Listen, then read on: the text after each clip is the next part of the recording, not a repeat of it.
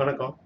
இந்த வீடியோல நம்ம என்ன பார்க்க போறோம் அப்படின்னா, பிச்சைக்காரன்ட்ட இருந்து நான் படிச்ச மார்க்கெட்டிங் லெசன். அப்படி என்னடா மார்க்கெட்டிங் லெசன் படிச்சிருக்க முடியும்? அப்படின்னு தானே யோசிக்கிறீங்க. வாங்க பார்க்கலாம்.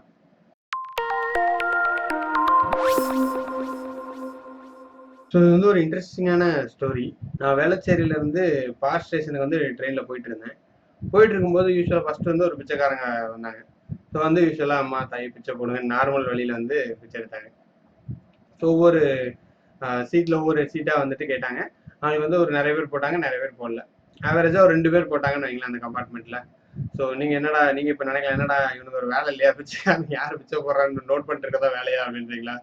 ஆமாங்க, ட்ரெயின்ல என்ன பண்றது, போர் அடிக்குதுல்ல. ஓகே, கதைக்கு வருவோம். அவங்க வந்து 2 பேர் போட்டாங்க, அப்புறம் வந்து இறங்கி போயிட்டாங்க. அதுக்கப்புறம் 2 ஸ்டேஷன் கழிச்சு இன்னொரு பிச்சைக்காரர் வந்து வந்தாரு. அவர் வந்து பாக்குறதுக்கு வந்து அந்த பிச்சைக்காரன் அவுட்ஃபிட் வந்து அந்த அளவுக்கு இல்ல. ஸோ ஜஸ்ட் ஒரு சஃபாரி மாதிரி தான் போட்டிருந்தாரு. கொஞ்சம் பழைய சஃபாரியா இருந்துச்சுன்னு வைங்களேன். அப்புறம் கையில ஒரு கம்பு வச்சிருந்தாரு. வச்சுட்டு ஸோ அவர் வந்து பேச ஆரம்பிச்சாரு. என்ன பேச ஆரம்பிச்சாரு அப்படின்னா, எனக்கு வந்து 4 பெண் குழந்தைங்க, 4 பேர் யாருமே என்னை பார்த்துக்கல. ஸோ அதனால நான் இங்க வந்து பிச்சை எடுக்கிற நிலைமை ஆயிடுச்சு. நான் வந்து எந்த பொண்ணுகிட்டையும் பிச்சை எடுக்க மாட்டேன். ஒன்லி ஆம்பளைங்க மட்டும் தான் பிச்சை எடுப்பேன். நீங்க எனக்கு காசு போட்டா போதும். எந்த பொண்ணு கொடுத்தாலும் நான் வாங்க மாட்டேன் அப்படின்னாரு.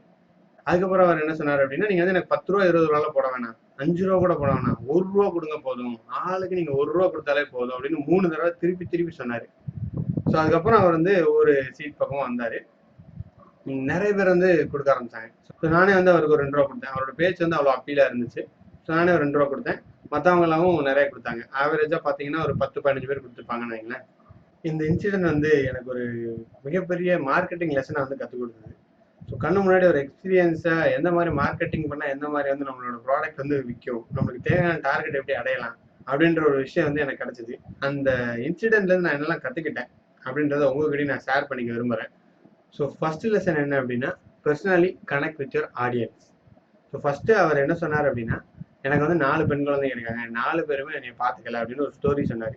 அந்த ஸ்டோரி சொல்லும் போது என்ன ஆகுதுன்னா, ஆடியன்ஸ் வந்து அவரோட பர்சனலா கனெக்ட் ஆயிடுறாங்க. அவங்களோட பர்சனல் லைஃப்ல எவ்வளோ விஷயங்கள் எங்கேயோ நடந்திருக்கலாம். ஸோ அதில் ஏதோ ஒரு விஷயத்துல அவங்க மைண்ட்ல கிளிக் ஆகி அவங்க வந்து ப்ரெசென்டரோட கனெக்ட் ஆயிடுறாங்க. ஸோ அவர் சொல்றது உண்மையா பொய்யான்றது 2வது விஷயம். ஆனா ஒரு ஸ்டோரி வந்து நம்மளோட ஆடியன்ஸோட ஒரு பர்சனல் கனெக்ட் வந்து கிரியேட் பண்ணும். நீங்க வந்து வரலாற்றுல இருக்கிற மிகப்பெரிய ஸ்பீச்சஸ்லாம் வந்து எடுத்து பார்த்தீங்க அப்படின்னா, அதுல காலம் கடந்து நிற்கக்கூடிய நிறைய ஸ்பீச்சஸ் வந்து அந்த பர்சனலைஸ்டு கனெக்டிவிட்டியை ஏற்படுத்தியிருக்கும். ஸோ மார்ட்டின் லூதர் கிங் பேசின ஐ ஹாவ் அ ட்ரீம் அப்படின்னு பேசின அந்த ஸ்பீச் இன்னும் வந்து காலம் கடந்து நிற்கிறதுக்கு ஒரு காரணம் என்ன அப்படின்னு பார்த்தோம்னா, அது வந்து அவர் ஃபர்ஸ்ட் எமோஷனல் கனெக்டை அந்த இடத்துல வந்து கிரியேட் பண்ணாரு. ஸோ ஐ ஹாவ் அ ட்ரீம்க்கு அப்புறம் அவர் என்ன பேசுறது சத்தியமா எனக்கு தெரியாதுங்க. மேபி உங்களுக்கு தெரிஞ்சிருக்கலாம். Lesson number 2, know your tribe, ask clearly what you want. So உனக்கு உங்களோட டார்கெட் ஆடியன்ஸ் தெளிவாக தெரிஞ்சுட்டு உங்களுக்கு என்ன வேணும்ட்டு தெளிவாக கேளுங்க. ஸோ அதுதான் 2வது லெசன். ஸோ 2வது லெசன்ல அவர் என்ன சொன்னார் அப்படின்னா, கரெக்டாக தெளிவாக சொல்லிட்டாரு. நான் வந்து பெண்கள்கிட்ட எல்லாம் காசு வாங்க மாட்டேன், ஒன்லி ஆண்கள்கிட்ட இருந்து மட்டும் தான் வாங்குவேன். அதுவும் நீங்க வந்து 5 ரூபா 10 ரூபா கொடுக்கணும், 1 ரூபா கொடுத்தா போதும் அப்படின்ட்டாரு. ஸோ கிளியரா எனக்கு என்ன வேணும் அப்படின்றது தெளிவாக அந்த இடத்துல அவர் ஸ்டேட் பண்ணிடுறாரு. ஸோ அப்படி பண்ணும்போது நிறைய டைம் மிச்சமாகுது.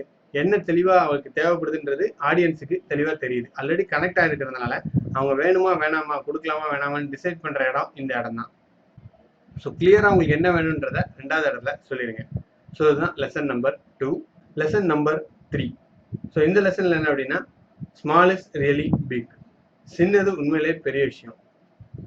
இந்த கதையில அவர் என்ன கேட்டாரு அப்படின்னா, உங்களுக்கு வந்து எனக்கு வந்து நீங்க 1 ரூபா போடுங்க, நீங்க 10 ரூபா 20 ரூபாலாம் போட வேணாம்னு கரெக்டா ரொம்ப ஸ்மால் அமௌண்ட் தான் கேட்டாரு. ஸோ ஆனா நிறைய பேர் கொடுக்கும்போது அது உண்மையிலேயே பெரிய லெவலுக்கு அக்யூமுலேட் ஆயிடுச்சு. ஃபர்ஸ்ட் வந்த பிச்சைக்காரங்க பாத்தீங்கன்னா ஜென்ரலா எதுவுமே கேட்கல, ஜஸ்ட் கேட்டாங்க. ஸோ அவங்களுக்கு வந்து 2 ரூபாயோ 1 ரூபாயோ 2 பேர் தான் கொடுத்தாங்க. ஆனா இங்க வந்து ஒரு 15 20 பேர் கொடுக்கும்போது டோட்டலா எல்லாருமே 1 ரூபா கொடுத்துருந்தாங்கன்னு வச்சுக்கிட்டாலும் 15 ரூபா வந்து அவர் கிடைச்சிருச்சு. ஸோ இந்த இடத்துல small is really big. So இதுல இன்னொரு இன்ட்ரெஸ்டிங்கான உங்களுக்கு ஒரு கேள்வி. உங்களுக்கு வந்து 2 ஆப்ஷன் இருக்கு. நீங்க வந்து ஒரு மார்க்கெட்டிங்ல போறீங்க, உங்களுக்கு 2 ஆப்ஷன் கொடுக்குறோம். ஒன்னு நீங்க வந்து ஒரு காரை விற்கலாம், இன்னொன்னு நீங்க வந்து ஒரு டூத் பேஸ்ட், அந்த ஷாம்பு அதெல்லாம் விற்கலாம். ஸோ நீங்க எதை சூஸ் பண்ணுவீங்க? ஒரு நிமிஷம் யோசிங்களேன். யோசிச்சு உங்களோட முடிவு என்னன்ட்டு நீங்க யோசிச்சு மைண்ட்ல வச்சுக்கோங்க. நிறைய பேர் நம்ம என்ன பண்ணுவோம் அப்படின்னா காரை தான் சூஸ் பண்ணுவோம். ஏன்னா ஒரு கார் வித்தாலே நமக்கு வந்து லட்சக்கணக்கில் லாபம் கிடைக்கும்.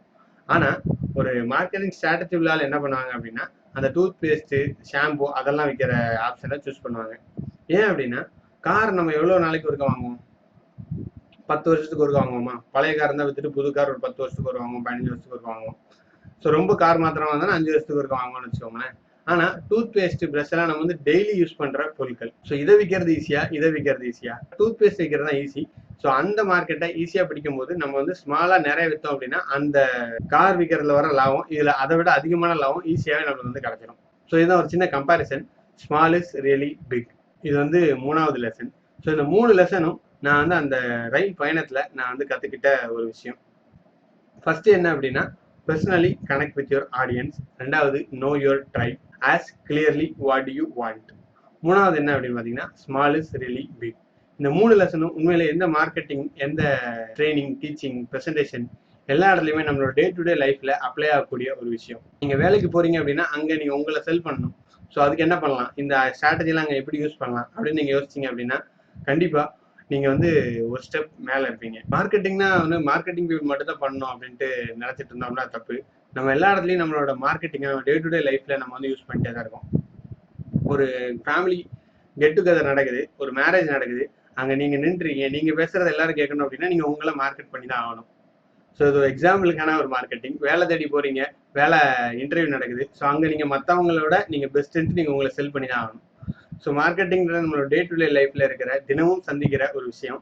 ஸோ எல்லாருமே மார்க்கெட்டிங் பற்றி அண்டர்ஸ்டாண்ட் பண்ணிட்டோம் அப்படின்னா ரொம்பவே யூஸ்ஃபுல்லா இருக்கும். இந்த வீடியோ உங்களுக்கு ரொம்ப யூஸ்ஃபுல்லா இருந்திருக்கும்னு நம்புறேன். இது போன்ற மேலும் பல இன்ட்ரெஸ்டிங்கான வீடியோஸ் பார்க்கணும் அப்படின்னா எங்க சேனலை சப்ஸ்கிரைப் பண்ணுங்க. உங்களுக்கு மேலும் பல கொஸ்டின்ஸ், டிப்ஸ் வேணும் அப்படின்னா எனக்கு நீங்க மெயில் பண்ணலாம். என்னோட வாட்ஸ்அப் நம்பர் இருக்கு, வாட்ஸ்அப் பண்ணலாம். அடுத்த வீடியோல உங்களை சந்திக்கிறேன். விடைபெறுவது உங்கள் நண்பன் ஆறுமுகம்.